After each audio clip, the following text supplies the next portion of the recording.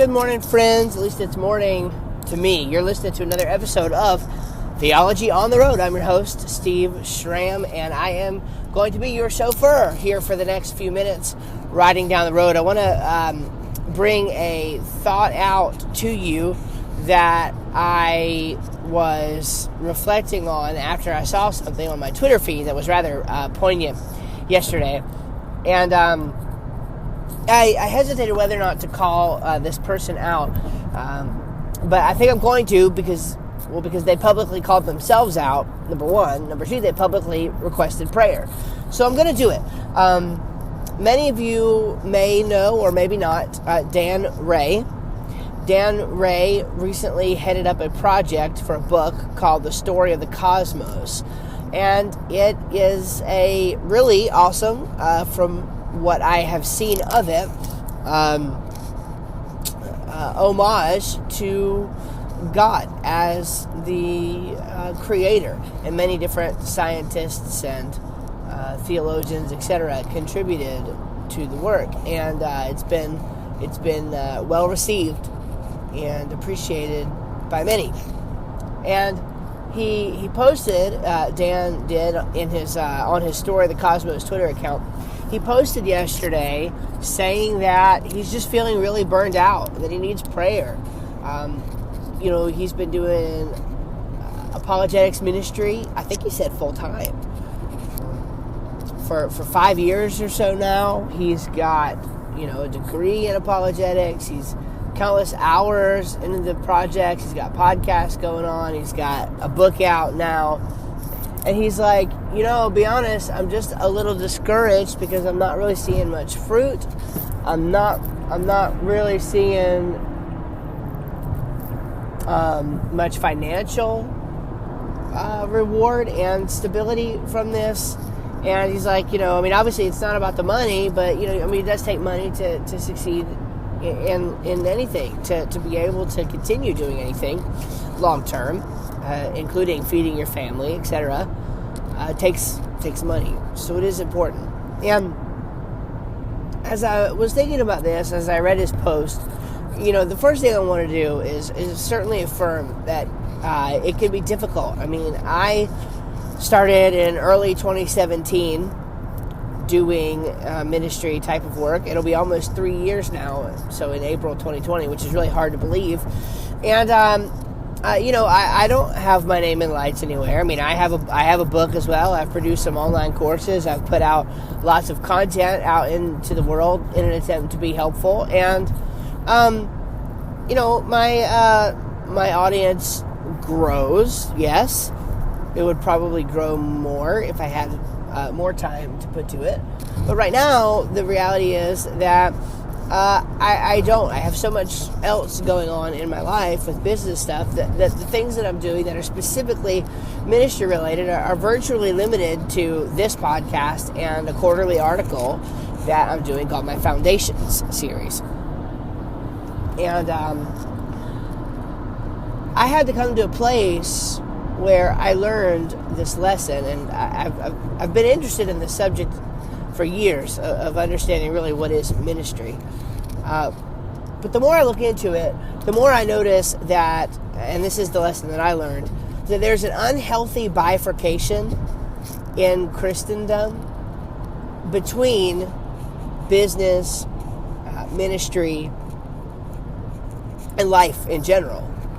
The reality is that everything is ministry, or everything could be ministry that we do as Christians in life. It's very unhelpful, I think, to think that only people who get to put food on their table by means of their work in apologetics or in Bible teaching, etc., to think that those people are the only ones actually successfully in ministry and that everybody else is just kind of playing small is wrong-headed. It's bad thinking. It's also bad theology. And I'm not saying that this is the mindset that Dan has, although I will say that it kind of sounded like it was approaching this. And the reality is, not very many people are going to be able to make it full-time teaching the Bible, especially outside of a pastoral thing. And I think the last I heard, over 80% of pastors are bivocational. Even pastors, even those who are expected to make their living, in most cases, full-time off of their primary work as a pastor, are not. They have to look elsewhere for work. Now, the question I have is this: does your ministry end when you step out of the pulpit? If you regularly communicate, which you should, to your church members, that their worship does not end when they step outside of the church doors and out into the world, you should be communicating that, because that's biblical. How much more should it be in your mind that your ministry does not end when you step down from the pulpit and you go out of the church doors and you go into the rest of the world? A little bit of intentionality will allow you to carry your ministry with you wherever you go. And this is the lesson that I learned. I learned that I am not merely doing ministry when I'm writing a blog article or recording a podcast or speaking with somebody on Facebook or sharing out social media posts. Those are not the only times that I'm doing ministry. And the problem is that in the past, I was trying to spend time on my business as well as spend time on my ministry. And I was starting to get burned out because of how busy I was. And I realized what it boiled down to is I had told myself a lie. I had told myself a lie that when I was doing business activities that allowed me to take care of my family, I was taking away from ministry activities. I was not doing ministry when I was doing business. I was doing one or the other. And I came to the realization that is absolutely false. Or maybe it was true, but only because I made it true. A little bit of reflection has me realizing that almost anything you do for work can very easily become ministry with a little bit of intentionality. Now, I don't know Dan personally, who this original story came about with here. I don't know Dan personally. I don't know what skills and talents he has that lie outside of his ability to teach apologetics and to teach the Bible and things of that nature. Perhaps Dan has other skills that he could be using in a business. I get the sense, though, that if that were the case, because of this post, this tweet that I saw, I get the feeling that if that were the case, he would feel bad spending time on those things because they weren't ministry, and he feels called to ministry. Again, let me full disclosure, he has not said that. I am literally putting words in his mouth to say that if this were the case, I get the feeling that this would be the reaction. Now, you have to go look at his tweet and the various responses to that to judge for yourself. I'm not going to make a judgment. I'm just saying that it sure looks like that would be the case. And if so, I'm not blaming Dan. I'm saying I've been there, even recently. And many other people are. Many people just simply think that they are only certain kinds of activities that fall under the umbrella of ministry. Everything else is in some kind of different category. We have this segregated life. This life that is apportioned out to different categories with no bleed over. But that's not a biblical life. It was tent making that supported the Apostle Paul. The work, the job, funded the ministry. Okay? And the ministry was often done in the context of and through the conduit of the work that Paul did. And it's just a staggering thought. When I realized that, I thought, why can't I do that? So I just made some adjustments. I have inserted more of my worldview thinking into my business activities. Let me say that again. I want you to get this. I want you to get this concept in your mind. And as I've actually studied and looked into other people, this is a legitimate concept, even from a marketing standpoint. It's actually advantageous in marketing to do this. Let me repeat it. I've inserted my worldview and made my worldview known in my business activities. Let me give you one very practical way that I've done this. I have a podcast every week for my business, and I now close each episode of the podcast with a Bible verse and a short period of application. Now that section of the show, that segment of the show that closes out every episode might only be 30 seconds. But they're listening to the show for the awesome content that came for the 10 to 15 minutes before that. And I'm getting the gospel into places where the gospel may not even be allowed to go, countries where the gospel may not even be allowed to go and spread. I'm getting the message of the gospel in there as often as I can, or at least exposure to the Bible via my business podcast. That's just one way of doing it. Another way is just in the actual work that I do. It's web design and marketing work, and I often find myself working, and this is, again, I don't do anything necessarily to for it to be this way. I don't say that I'm only going to work with Christian people. I've had people that I work with that are not Christian. Pardon me. But the reality is that many of the people that I work with right now are either Christians who own a business that are doing this same kind of thing, doing ministry through their business, or people who are flat out in ministry, or their business is an overtly Christian business. So, in many different ways, do I get to do ministry through the business work that I do. So now when I devote time to my business, I don't feel as though I'm not doing ministry. I'm simply doing a different kind of ministry than I'm doing when I'm recording this podcast, or when I'm writing a Foundations article, or when, as time allows, I get to write a Steve, or I get to record a Steve Schramm Show episode. You know, these are things that I get to do from time to time. I get to do them as time allows and when time allows, but I get to do them in remembering that it's just one part of my ministry. It's just one aspect of the kind of teaching that I do. And it's really interesting. Like, the teaching that I do in my Foundation series and also the Steve Schramm Show are more theological in nature and apologetics related.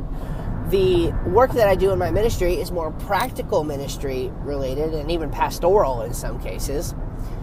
And the Theology on the Road podcast here that you're listening to right now is kind of the blend. It's kind of the glue that holds it all together. I take the deep theology and try to apply it practically as much as possible. And that's why I call this a practical theology podcast. And if you think about it, that's what we're dealing with here. I haven't gone into deep theological roots, but I have mentioned biblical things about, like, for example, the Apostle Paul. So I'm taking this concept that is a biblical concept of work as ministry, and I'm saying, look, let's take this in your own life and apply it, and here's the way I apply it in mine. So I take the theological, I take the biblical teaching aspect of it and apply it to the practical, and that's what happens in this podcast. So it's really amazing. I have broadened my horizons in thinking this way. And it's a really radical concept that I plan to deal with a lot in the future, because I think people really need to get a hold of this. If you don't view your work right now as ministry, then something's wrong. Something's wrong. You are not being obedient to Christ. I'm just telling you right now. I don't see any reason to think that ministry cannot be accomplished through the lens of your work. When I look to the Bible, I see example after example of ministry being accomplished through the lens of work in the Bible. So I think that we can certainly apply that same thinking to our work right now. And for those who would be discouraged, I'm aware of a few people. I can think of 3 off the top of my head. 4 that I am networked up with right now who want to become full-time apologists or full-time Christian Bible teachers, like in an online and traveling and speaking capacity. Like, that's the goal. Like, burn the bridges. Like, that is the goal. And I have to say, like, I think that used to be my goal as well, but I'm not sure. I'm not sure anymore what it is. I would still love to do it. If you want to invite me out to your church, my favorite thing in the world to do is to teach. When I get to teach in my local church, I love it. I love the preparation for it. I love the delivery. Man, there's nothing that makes me feel like that. But the reality is that while I work towards that, if I work towards that, I'm no longer going to think of myself as not doing ministry all along the way in the work I do that pays the bills now. So for someone who is struggling with trying to make it full-time in some sort of endeavor like that, what I would say is, why not reframe your thinking a little bit and already view yourself as in full-time ministry? How would it change? Think about this. How would it change your attitude and your job right now? How would it change how you feel every day? How would it change your interactions with your coworkers if you began to think of your work as ministry? Not in the sense of you're just going to go pass out gospel tracts to all your employees. That's not what I'm talking about. If that's your idea of ministry, then you need to read the Bible. You need to spend time understanding what ministry is. There are all kinds of different spiritual gifts that we have, and those spiritual gifts can be applied in the context of our work. So I would highly encourage you to investigate that in your own life. Come to terms with that in your own life. Start to view everything as ministry. Start to reframe in your mind thinking that your business and your work and things of that nature can't be ministry. By the way, just because you make financial money from it, just because you make money from it, does not mean that it's not ministry. You can make money from things that happen in ministry. But money is a poor master. Money from ministry should never be the goal. I don't personally think. It's not a bad thing by any stretch, and you should constantly be attempting to acquire more of it, because with more resources, more can be done. There's nothing wrong with having lots of money at all. There's nothing wrong with having lots of money as a result of legitimate work that you are doing in ministry. Notice I said legitimate.